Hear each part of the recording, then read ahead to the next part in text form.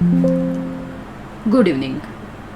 In today's video, we will discuss about the uncertainty in the measurement. तो हम आपको बता दें केमिस्ट्री में we have to deal with experimental data, we have to deal with theoretical calculations. तो there are some meaningful ideas, some meaningful ways to handle these numbers conveniently and present that data realistically with certainty to the extent possible. मतलब आप कितना correctly data को present कर सकते हो. तो यहाँ पे कुछ आइडियाज हैं. पहला है साइंटिफिक नोटेशन.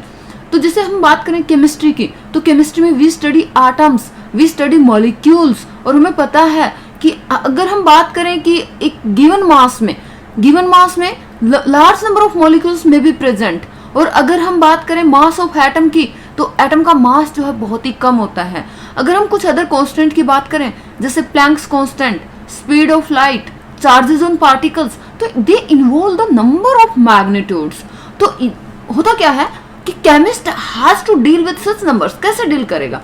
अगर हम बात करें 2 ग्राम ऑफ हाइड्रोजन गैस में कितने नंबर ऑफ मॉलिक्यूल्स हैं, तो वी नो कि जो हाइड्रोजन गैस है it has 2 gram of this gas has Avogadro number of molecules. और अवोगेड्रो नंबर ऑफ मॉलिक्यूल्स को अगर हम 10 की पावर में ना लिखें, तो अगर हम इतनी जीरो इसके आगे पुट करते हैं तो it is a very big number. Similarly अगर हम मास ऑफ हाइड्रोजन एटम की बात करें, तो हमें पता है कि एक एटम का मास बहुत कम होता है. अगर मैं पावर में बात करूं तो आई can say 1.66 into 10 raise to power -24 gram. But अगर मैं 10 रेज टू पावर यूज ना करूं तो this number will be 0.000 and so much zero and is this 166 ग्राम. सो अगर हम इस तरह के नंबर को डील करेंगे with such number of zeros, तो एक तो ये बहुत ही फनी लगेगा टू राइट और count the numbers involving so many zero, और दूसरा ये काफी चैलेंजिंग होगा. अगर हम मान लो इस तरीके के मैं आपको 2 नंबर दे दूं, उनको मैं बोलूं कि एडिशन या सब्ट्रैक्शन, मल्टीप्लिकेशन, डिवीजन, कोई भी मतलब आपको मैथमेटिकल ऑपरेट करना है, इसमें ऑपरेशन अप्लाई करना है, तो it will be very challenging. तो फिर क्या करें? इस तरह की डिफिकल्टी को हैंडल कैसे किया गया? इस तरह की डिफिकल्टी को हैंडल करने के लिए एक साइंटिफिक नोटेशन यूज किया गया. साइंटिफिक नोटेशन यूज किया गया फॉर सच नंबर. और इसमें क्या करता है, ये जो साइंटिफिक नोटेशन है इसको हम बोलते हैं एक्सपोनेंशियल नोटेशन, जिसमें हम किसी भी नंबर को रिप्रेजेंट करते हैं in the form of n into 10 raise to power n. यहाँ पे आप देखेंगे दिस कैपिटल n एक नंबर है जिसको आप डिजिट टर्म भी बोलोगे, और 10 raise to power small n. n क्या है? एक पावर है, एक एक्सपोनेंट है जिसकी पॉजिटिव वैल्यू भी हो सकती है, जिसकी नेगेटिव वैल्यू भी हो सकती है. और जो कैपिटल n है इसकी वैल्यू आपकी वेरी कर सकती है बिटवीन 1 and 9. ओके, तो अब जैसे हम कुछ एग्जांपल से समझते हैं, जैसे 232.502, इसको हम कैसे लिख सकते हैं? We can write this 2.32508. पर हमने यहाँ पे क्या किया? We have to place the decimal in to left side, move the decimal on to left side में मूव किया है. तो यहाँ पे हम 10 raised to power 2 करेंगे.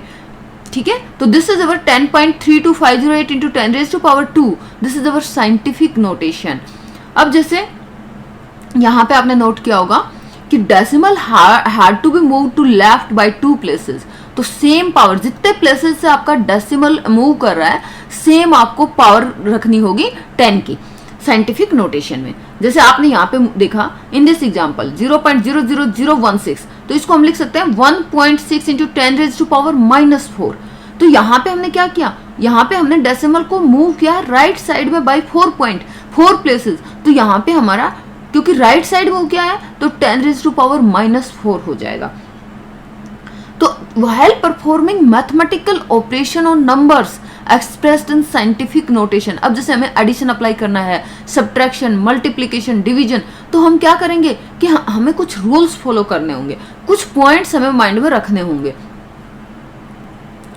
जैसे हम मल्टीप्लिकेशन की बात करें, तो मल्टीप्लिकेशन में मान लो हमारे पास ये 2 साइंटिफिक नोटेशन में वैल्यूज हैं. We have 2 values with scientific notation, हमें इनको मल्टीप्लाई करना है. तो व्हेन वी मल्टीप्लाई, तो जो 10 की पावर्स हैं वो हमें ऐड करनी होती हैं. जैसे हमारे पास we have 2 values 5.6 into 10 raise to power 5, इसको हमें मल्टीप्लाई करना है 6.9 multiplied by 10 raise to power 8.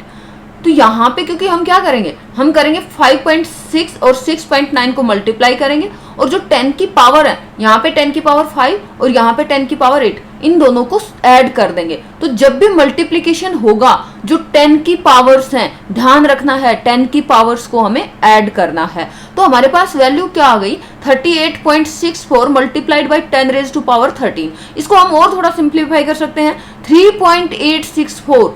अब यहाँ पे ही देखो, ये जो आपने डेसिमल है इसको आपने 1 प्लेस लेफ्ट साइड मूव किया तो 10 की एक पावर आपकी इंक्रीज हो जाएगी। यहाँ पे 10 रेज टू पावर 13 थी, तो यहाँ पे आंसर में जब आप डेसिमल पॉइंट को मूव करोगे तो it will be 10 raise to power 14। एक और एग्जांपल लेते हैं, जैसे ये है 9.8 into 10 raise to power -2 multiply किया 2.5 इंटू 10 रेज टू पावर -6।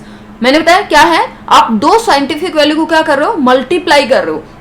तो देखो जो 10 की पावर है उनको हम क्या करेंगे, ऐड करेंगे, और जो आपके n जो नंबर है, डिजिट टर्म है, उनको सिंपली मल्टीप्लाई करोगे। तो 9.8 को मल्टीप्लाई किया 2.5 से, और यहाँ 10 की पावर देख लेते हैं। 10 की पावर पहले वाली में -2 है, इसमें प्लस करेंगे 10 की पावर -6, तो 10 टू पावर -2 और प्लस करेंगे -6, तो ये भी क्या हो जाएगा 10 की पावर -2 और -6, तो टोटल हमारे पास 10 की पावर क्या हो जाएगी -8, 10 की पावर -8, और 9.8 को मल्टीप्लाई करेंगे 2.5 से, तो हमारे पास वैल्यू आएगी 24.50। तो यहाँ पे हम इसको फर्दर सिंप्लीफाई करेंगे तो क्या हो जाएगा 2.450। अब यहाँ पे अगेन हमने क्या किया है, हमने ये जो आपका डेसिमल है इसको लेफ्ट साइड मूव किया है, तो 10 की पावर +1 जाएगी, और 10 की पावर +1 होगी तो -8 + 1 क्या बच जाएगा -7। तो हमारे वैल्यू क्या आ जाएगी, आंसर होगा 2.450 इंटू 10 रेज टू पावर -7।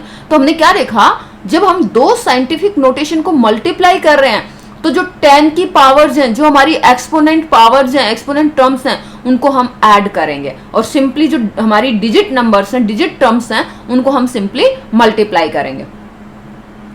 यहाँ पे मैं डिवीजन का देख लेती हूँ।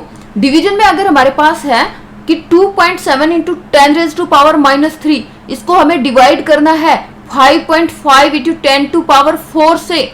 तो जब हमें दो साइंटिफिक नोटेशन को डिवाइड करना है तो हम क्या करते हैं, ये जो 10 की पावर्स होती है इनको माइनस करते हैं। क्या करते हैं, इनको माइनस करते हैं। तो ये तो सिंपल जो हमारी डिजिट टर्म है 2.7, इसको डिवाइड किया 5.5 से, और यहाँ पे ये थी हमारी 10 रेज टू पावर -3। ये जो नीचे वाली जिससे हम डिवाइड कर रहे हैं वो माइनस करेंगे, -10 रेज टू पावर 4 करा हमने, -10 पावर 4। तो हम सिंपली ऐसे लिखेंगे 10 टू पावर -3 -4। तो अब यहाँ पे ये जो डिजिट टर्म था इसका वैल्यू हमारे पास आ जाता है 0.4909, और ये 10 टू पावर -3 और -4, टोटल 10 टू पावर कितना हो गया -7। अब इसमें ये देखिए, अब इसको और सिंप्लीफाई करेंगे तो हम अगर, क्योंकि मैंने बताया कि इसको हम कैसे लिख सकते हैं कि एक थोड़ा सिंप्लीफाइड टर्म में लिख सकते हैं।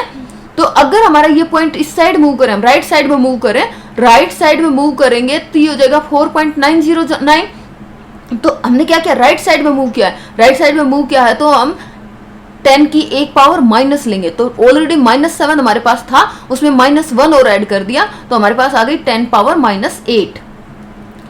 ये देखिए यहाँ पे हमने लिखा था कि जो हमारी साइंटिफिक नोटेशंस है उनकी वैल्यूज हम लिख सकते हैं 1.000 एंड 9.999 के बीच में। तो ये जो हम वैल्यू कर रहे हैं इनको थोड़ा सिंप्लीफाई इसीलिए कर रहे हैं कि साइंटिफिक नोटेशन को हम करेक्टली रिप्रेजेंट कर सकें।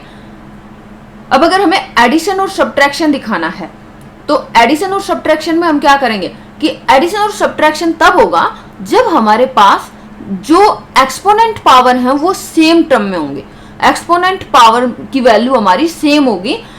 For these two operation first the number are written in such a way that they have the same exponent.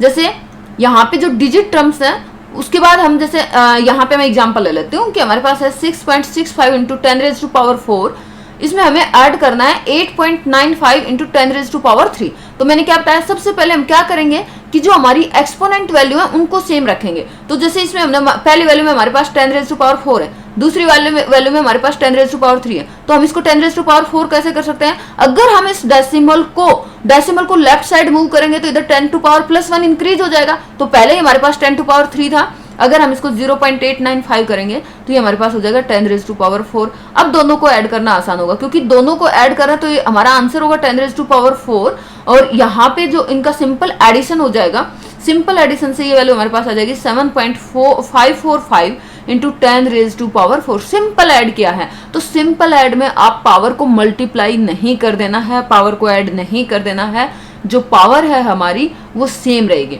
Similarly जब हम सब्ट्रैक्शन करते हैं साइंटिफिक नोटेशन में, तो जो पावर है वो हम सेम रखेंगे। जैसे हमारे पास अगेन हम एक क्वेश्चन लेते हैं 2.5 इंटू 10 रेज टू पावर -2, इसमें से हमें सब्ट्रैक्ट करना है 4.8 इंटू 10 रेज टू पावर -3। तो हम क्या करेंगे, सबसे पहले पावर को सेम ले आते हैं।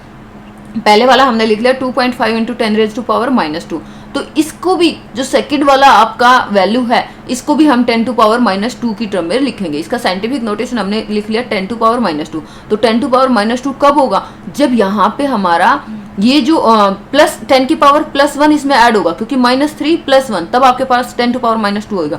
और प्लस वैल्यू कब आती है, जब हमारा जो डेसिमल है वो लेफ्ट साइड मूव कर जाता है। तो ये हो जाएगा 0.48 इंटू 10 टू पावर -2, क्योंकि ये वाली दोनों चीजें सेम है।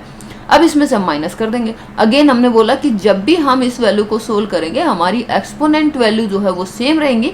सिंपल इसमें से माइनस कर दिया, ये हो गया 2.02 इंटू 10 रेज टू पावर -2 हो गया हमारा आंसर। तो अगर नहीं समझ में आया कमेंट बॉक्स में पूछ सकते हो। इस वीडियो में इतना ही, थैंक यू।